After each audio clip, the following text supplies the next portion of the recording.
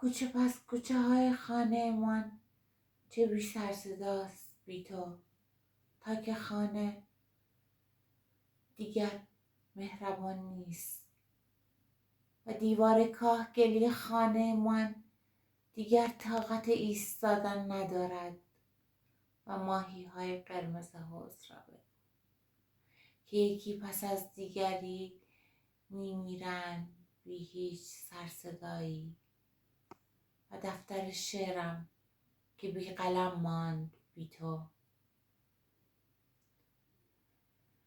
ندیدمت، ندیدی، ندیدن من و همه چی متلاشی شد. دیگر حوصله زار زدن هم ندارم و دفترم بی قلم مانده، دفتر شعرم که بسیار دوستش می داشتم.